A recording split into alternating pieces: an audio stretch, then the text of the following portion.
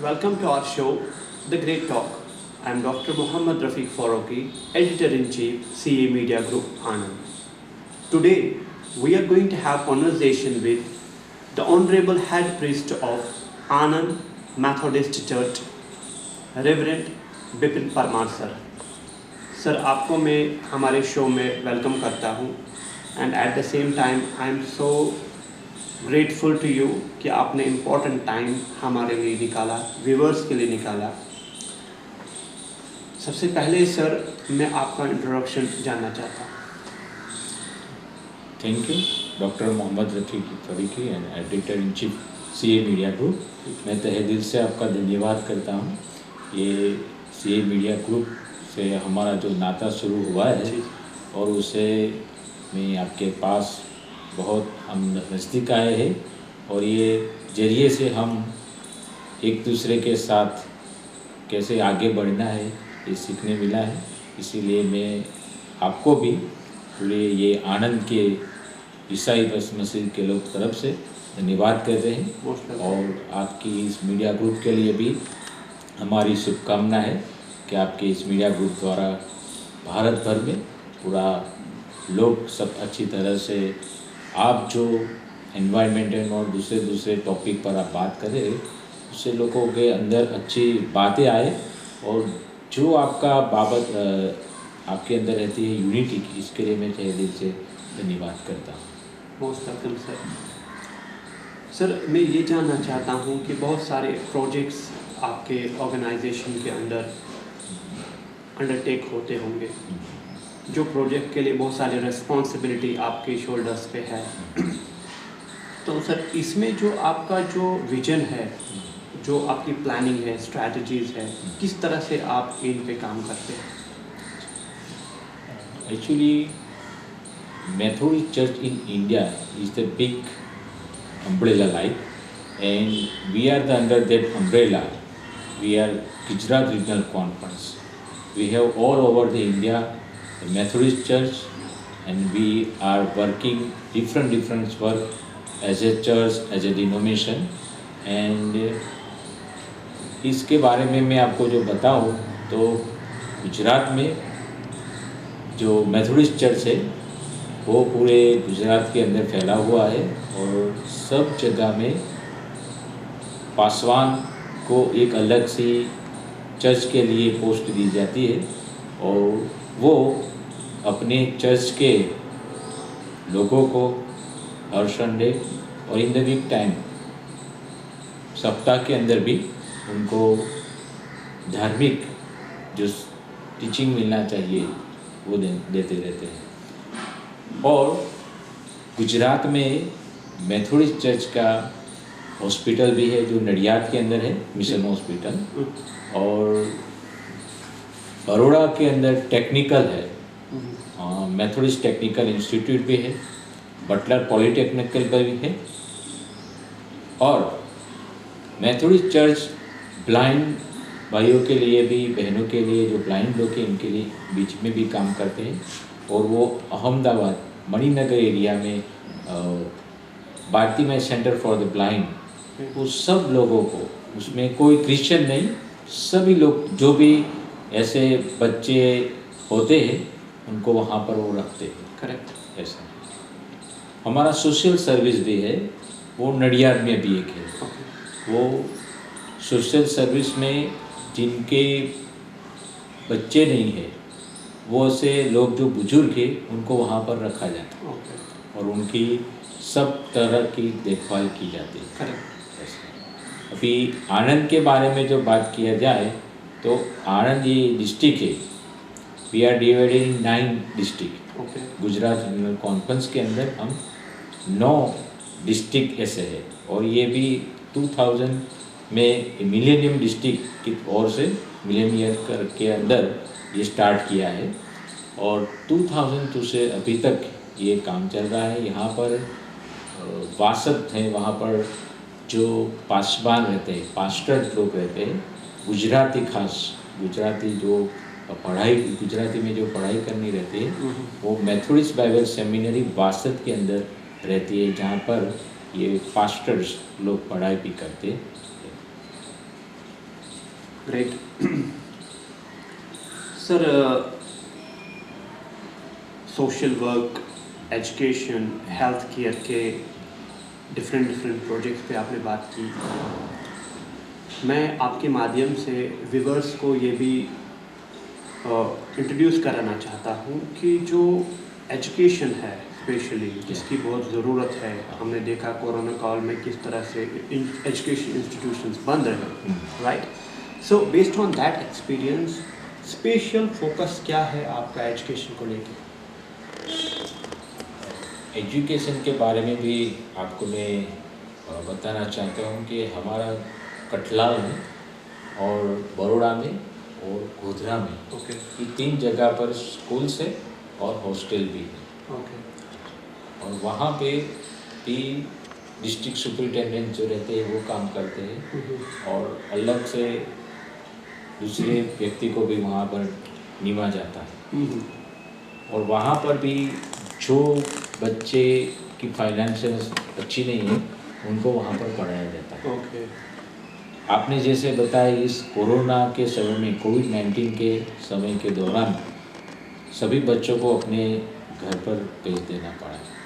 उसी समय बच्चों के साथ हम अच्छे से कांटेक्ट कर सकते हैं क्योंकि ज़्यादातर वो बच्चे रूरल एरिया में से आ रहे थे। ओके और उनकी फाइनेंशियल भी इतनी अच्छी नहीं थी कि हम उनके इस टेक्नोलॉजी के माध्यम से, जैसे हम ऑनलाइन अभी क्लासेस चल रहे हैं, लेकिन वो नहीं कर सकते करेक्ट क्योंकि उनके पास वो रिसोर्स के लिए जो मोबाइल फ़ोन है, नेटवर्क है, वो सब प्रॉब्लम रहता है। ओके तो हमने वो फेसिंग किया उस समय के दौरान के जो बच्चे वहाँ पर आकर वहाँ पर रहकर जो पढ़ाई करते थे वो कर सकें, ओके जिससे उनकी इस कोविड के समय में उनका पढ़ाई में भी वो थोड़ा डाउन हो गए ओके क्योंकि उनको वहाँ पर वो सब फैसिलिटीज़ नहीं है, फाइनेंशियल प्रॉब्लम है। और हमारे यहाँ पर भी ऐसा है क्योंकि ये बंद है तो इसी से हम उनके वहाँ पर जा सकते नहीं थे। करेक्ट तो वहाँ पर वो उस समय बहुत बड़ी हमें मुश्किलें भी वो हम उस समय में हमने देखा। करेक्ट और जो एम्प्लॉय लोग हैं उन लोगों को भी सैलरी में भी थोड़ा हमको तकलीफ हो गया उस समय। कि ये ज़्यादातर लोग ऐसा समझते हैं कि फॉरेन कंट्रीब्यूशन से चल रहा है, लेकिन we are celebrating in 14 years Methodist Church India as a Methodist Church India. पहले से हमारा काम तो है, लेकिन हम अभी सेल्फ डिपेंडेंट हो गए हैं और हमारे जो वो इनकम ओरिएंटेशंस है, लेकिन ये मैथोडिस्ट नर्सिंग होम है वहाँ पर भी काम कर रहा है।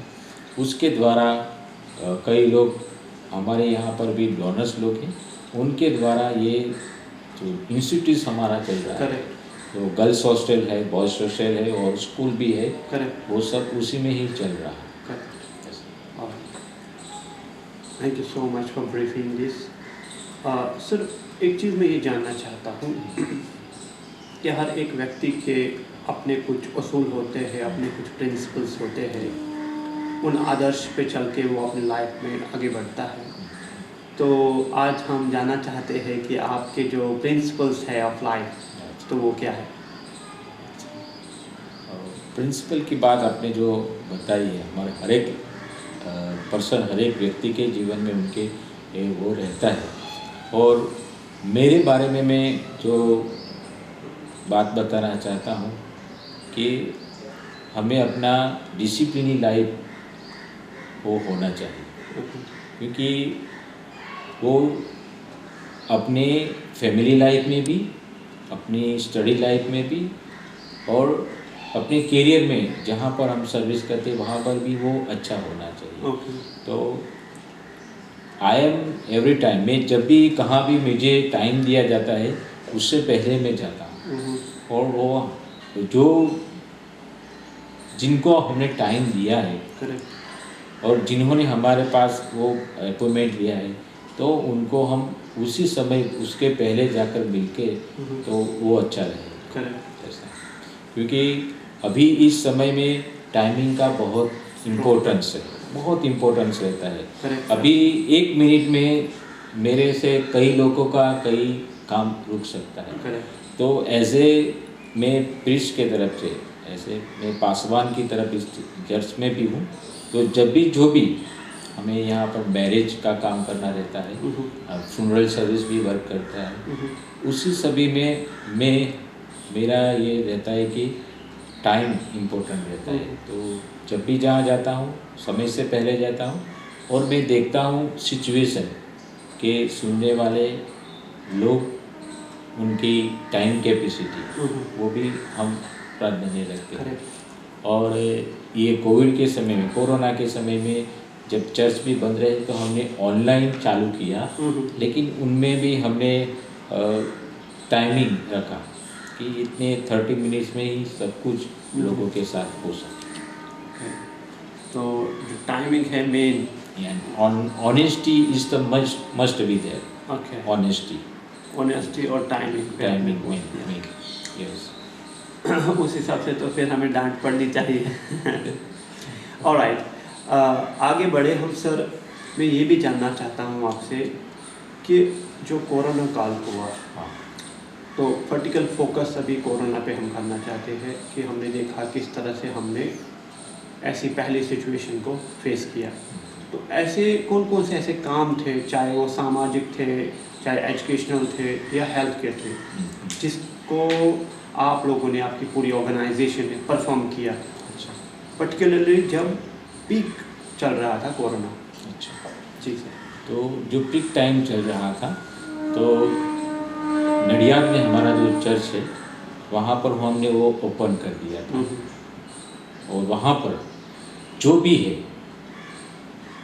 ईसाई है या दूसरे अन्य रिलीजन के, उनको हम वहाँ पर आइसोलेशन जो रहता था, क्योंकि कई लोग ऐसे थे कि एक रूम है और एक रूम में रहने वाले हैं, तो एक को कोविड हुआ है तो दूसरे व्यक्ति कहाँ जाएगा, दूसरा आदमी। तो इसीलिए हमने चर्च में वो व्यवस्था उनके लिए रखी हुई थी। खाने के बारे में तो उसी समय हमने देखा कि कई लोग ऐसे खाने के लिए प्रॉब्लम हो रहा था, क्योंकि वो ऐसे रेलवे स्टेशन, बस स्टैंड ऐसे वो रहकर खाना खा रहे थे। लेकिन उसी समय जब खाने का जो लॉकडाउन का प्रॉब्लम रहा, तभी उसी समय में चर्च में वो सुविधा भी देने होती थी। और जो परिवार में 2 आदमी ही कोविड के है संक्रमित, तो उनको हम मेडिसिन, फ्रूट्स ऐसा प्रोवाइड करते थे। करेक्ट। उनको प्रोवाइड करते थे। वो जो भी उनके पास से कॉल, हमने एक नंबर रखा था जिससे इस तरह कर रहे थे। वो नडियाद में ऐसा हुआ, बड़ौदा में भी ऐसा हुआ, और ऐसे हमने वहाँ पर ऐसा काम किया। और उसी समय में कई लोग जो पढ़ रहे थे, उनके परिवार को भी हमने थोड़ा हेल्प दिया। और एजुकेशन में तो हमारा रहता ही है। ट्रू। हाँ, हम कोई भी ऐसे फाइनेंशियली नीडी पीपल रहता है तो उनको हम चर्च की तरफ से हर साल ये देते हैं, हर साल देते हैं। और विडो जो रहती है, इनको हर महीने, और कई चर्च में हमारे इस आनंद डिस्ट्रिक्ट में हम क्रिसमस टाइम पर उनको किट देते हैं। करेक्ट। और वो सब हमने उस समय ऐसा काम किया। और हमारे चर्च में भी ऐसा किया कि जो जगह हमारी थी वहाँ वैक्सीनेशन का प्रोग्राम हमने रखा सबके लिए, क्योंकि कई लोग हॉस्पिटल में जा नहीं सकते थे, कई लोग डर रहे थे हॉस्पिटल के लिए। तो इसीलिए हम यहाँ पर रखा, तो आजू बाजू के सभी लोग यहाँ पर आए और वैक्सीनेशन का प्रोग्राम भी हमने ऐसे ऑर्गेनाइज किया। और जैसे कि हमारे बहुत कम लोग हैं क्रिश्चियन, ईसाई लोग, तो जो सेकंड वे में ज़्यादा लोग ख़त्म हो गए। तो वैसे लोगों का हमने पूरा सर्वे किया गुजरात के अंदर कि गुजरात में कहाँ कहाँ ऐसा हुआ है, और उन लोगों को हमने जो डेथ हुआ है उनको, उनके परिवार को एक अमाउंट दिया। और जो लोग उस समय हॉस्पिटलाइज थे, तो उनको भी एक ऐसी अमाउंट दी कि जिससे और वहाँ से आने के बाद उनको सर्वाइव कर सके। करेक्ट। ऐसा हमने प्रोजेक्ट किया। Very good. बहुत सारे पॉइंट्स को आपने सर इलैबोरेट किया। ये जो आपसे हम कॉन्वर्सेशन अभी कर रहे हैं, इसका एक ये मोटो भी है कि जो आपकी प्रेस्टिजियस ऑर्गेनाइजेशन है उसको किसी चीज़ की रिकॉग्निशन की ज़रूरत नहीं है मगर हम अपनी तरफ से ये कोशिश कर रहे हैं कि आप जो काम कर रहे हैं वो ज़्यादातर लोगों तक पहुँचे, इसका जो मैसेज अवेयरनेस हो जाए। द सेकंड जो है हमारा एक और मोटो ये है कि जैसे कि आपकी जो पर्सनालिटी है, आपने जो त्याग किए हैं, ऐसे आप इस डेजिग्नेशन पे नहीं है, तो जो आपने अपनी ज़िंदगी में स्ट्रगल किया, संघर्ष किया है, वो एक प्रेरणा की तरह लोगों के सामने आए ताकि लोग उससे एक इंस्पिरेशन लें। और it is not just for a particular community, it is for the entire India और फॉर द लार्ज वर्ल्ड कि सर ने ऐसा ऐसा काम किया है, ऐसे ऐसे प्रोजेक्ट्स पे काम कर रहे हैं, हमें भी करना चाहिए। राइट। आगे बढ़ते हम सर मैं पूछना चाहता हूँ कि जब कोई काम करता है तो सीधी सी बात है उसको एक सेटिस्फैक्शन होती है कि I have done something good, अच्छा काम किया है। तो ये काम करने की जो प्रेरणा है, इंस्पिरेशन आपको खुद कहाँ से मिलती है? जब हम जिन लोगों को दोज हु आर सफरिंग, जो लोग जिस सिचुएशन में आते हैं ना, और हम उनके पास जब जाते हैं, उनसे मिलते हैं, उनको सुनते हैं जी। और हमारे पास जो भी रहता है उनमें से उनको जब वो देते हैं तो उसी समय उनके चेहरे पर का जो आनंद है ना, फेस, स्माइलिंग फेस, वो हमको हमारा सेटिस्फेक्शन रहता है। वो ज़्यादा सा सेटिस्फेक्शन रहता है। Very good. बहुत ही ब्यूटीफुल आंसर दिया आपने कि जब एक कोई इंसान पीड़ित होता है, उसको सहायता मिलती है, उसके बाद जो उसको स्माइल मिलता है वो आपको सेटिस्फेक्शन दिलाता है। Absolutely wonderful. सर मैं ये भी जानना चाहता हूँ कि फ्यूचर में आपकी ऑर्गेनाइजेशन, आपके सुपरविजन में और कौन कौन से ऐसे प्रोजेक्ट्स हैं जो आप करना चाहते हैं, जो आपके पाइपलाइन में है? अच्छा, अभी इसके बारे में अभी तो हमने फैमिली लाइफ पर, क्योंकि अभी हम देख रहे हैं सभी जगह पर फैमिली लाइफ जो मैरिज है वहाँ पर प्रॉब्लम्स दिख रहे हैं। ओके। तो वो इस इफेक्ट अवर नेशन ऑल्सो, क्योंकि वो समाज और जो राष्ट्र है वो कुटुंब से बनते हैं ना, फैमिली से बनता है। लेकिन अभी वो फैमिली में जो बात है वो नहीं, इसीलिए वो हमारा राष्ट्र और वो सोशल में इतना प्रॉब्लम है। तो ये मेन कारण फैमिली में। तो अभी हम ये भी सोच रहे हैं कि प्री मैरिटल काउंसलिंग का प्रोग्राम भी हम रखें, हेल्थ के बारे में, हेल्थ के लेके जो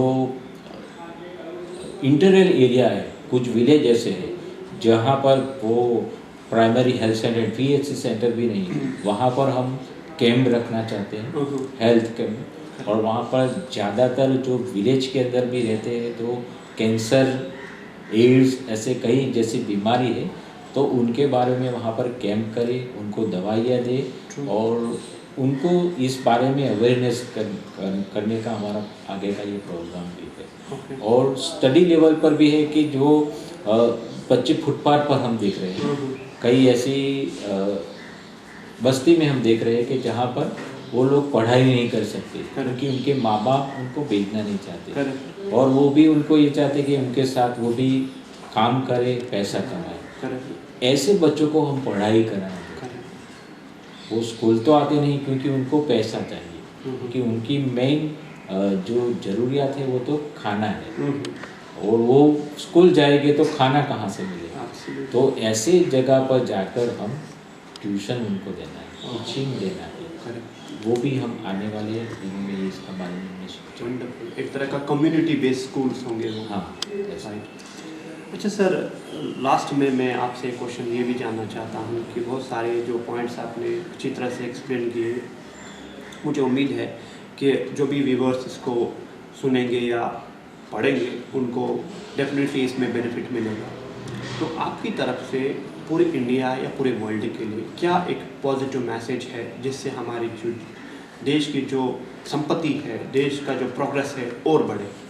आपका कोई मैसेज, पॉजिटिव मैसेज जो देश को मजबूत करे, बल्कि पूरे वर्ल्ड को मजबूत करे। तो मैं इन सब जो हमारे प्रोग्राम को देख रहे हैं, सुन रहे, उनको तो पहले धन्यवाद देता हूँ, क्योंकि उनका बेस्ट टाइम हमारे लिए दिया है। और सीए मीडिया ऐसा ग्रुप है जो इस तरह से ऑर्गेनाइजेशन जो चर्चिस और कई लोग काम कर रहे हैं, उनको द्वारा लोगों को ये बताना चाहते हैं कि क्या हो रहा है भारत में, और हमें एक अच्छा भारत, एक अच्छा राष्ट्र और एक अच्छा विश्व देखना है, तो हमें एक दूसरे के साथ प्रेम से रहना चाहिए। क्योंकि बाइबल भी बताती है कि love your neighbours as your self. हम अपने पड़ोसी पर अपने जैसा प्रेम करते हैं, वैसा ही प्रेम करना चाहिए।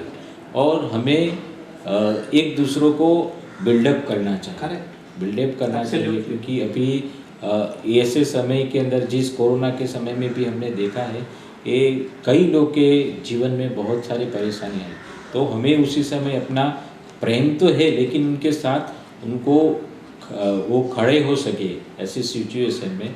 तो हमें जो रिसोर्सेस हमारे पास, हम ऐसा नहीं चाहते कि हमें मनी के द्वारा हम कई काम कर सकते हैं, लेकिन किसी के घर में जाकर बैठकर किसी को किसी और जो भी उनकी नीड थिंग्स है वो हम प्रोवाइड कर सकते हैं। हर समय ऐसा नहीं रहता है कि पैसा, लेकिन किसी को ऐसे समय में जाकर बैठना, हॉस्पिटल में लेकर जाना, उनको दवाइयाँ, उनके पास पैसे होते हैं, कई लोग ऐसे हैं कि पैसे है लेकिन उनकी सेवा ही करने वाले नहीं है, तो हम ऐसे लोगों को मदद करनी चाहिए, सेवा करनी चाहिए। और हमारा परमेश्वर ने इसीलिए हमको बनाया है कि हम लोगों को एक साथ में रहकर एक दूसरे की हम सेवा करें, उनको सर्विस देंगे, और वही हमको एक दूसरे के प्रति जुड़ सकता है और शांति बन सकती है। Thank you so much.